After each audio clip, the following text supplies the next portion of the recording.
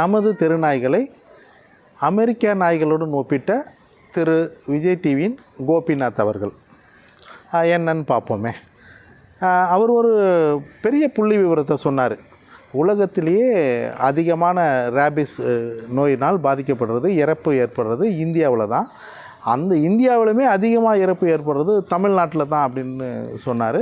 அவர் சொன்னால் ரொம்ப சரியாக தான் இருக்கும். இப்போ தரவுகள் கூட அது சரியில்லைன்னு வருது. ஆனாலும் அவர் எப்பவுமே நேர்மையாக இருப்பார், நியாயமாக இருப்பார், ரொம்ப அறிவார்ந்து சிந்திப்பார். அதுதான் உண்மைன்னு நம்புவேன்.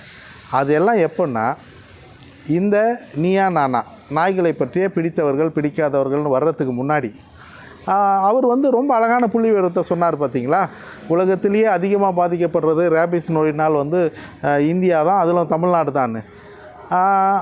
அப்புறம் ஒரு விஷயத்த சொன்னார். அங்கே தான் அவர் ஒப்பிடுறாரு, நம்ம இந்தியாவும் தமிழ்நாட்டோடவும் அமெரிக்காவை ஒப்பிடுறாரு.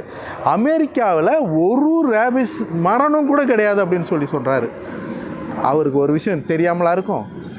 அமெரிக்காவில் ரேபிஸ் தடுப்பூசி போடாத ஒரு நாய் கூட கிடையாதுங்கிறது அவருக்கு எப்படி தெரியாமல் இருக்கும்? ஏன் அதை சொல்ல தவறுனார்?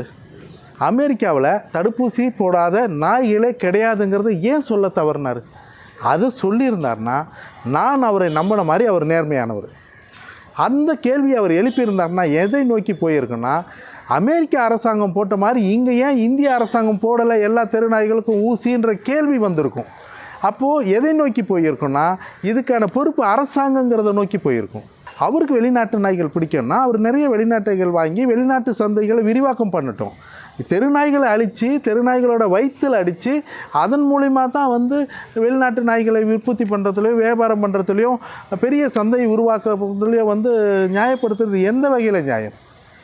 இப்போது தெருநாய்களில் பெரிய உலக சந்தை கிடையாது, ஆனால் வெளிநாட்டு நாய்களில் பெரிய உலக சந்தை இருக்குது.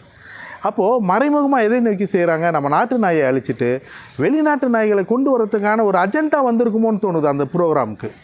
அதுக்காக தான் அவங்க செஞ்ச மாதிரி தோணுது. அதுக்கப்புறம் தான் நாய்கள் அடித்து கொல்லப்பட்டுச்சு, பசியால் வாழ்கிற நாய்களுக்கு சோறு போடுறவங்களை அடித்தாங்க, நிறைய கொடுமைகள் நடந்தது. அப்போது எதை நோக்கி போகுது? நியாயமானவராக இருந்தால் என்ன செஞ்சுருக்கணும்? இந்த வெளிநாட்டு நாய்களை எடுத்து வளர்க்குறதுக்கு பதில் தெருவில் இருக்கிற நம்ம நாட்டு நாய்க்குட்டிகளை எடுத்து வளருங்க.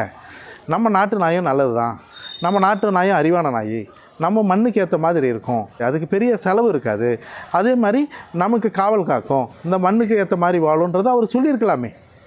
ஏன் அதை சொல்ல தவறினார்? தெருவில் தான் இருக்கக்கூடாது, ஏன் அந்த நாயை வீட்டுக்கு கொண்டு போகணுன்னு சொல்லலை? ஏன்னா அவங்களுக்கு வெளிநாட்டு நாய்களோட சந்தைப்படுத்துறதுக்கு அவங்க கரெக்டாக திட்டமிட்டு செயல்பட்டுருக்காங்க அப்படின்னு தான் எனக்கு தோணுது. உங்களுக்கு என்ன தோணுதுன்னு நீங்களே சொல்லுங்களேன்.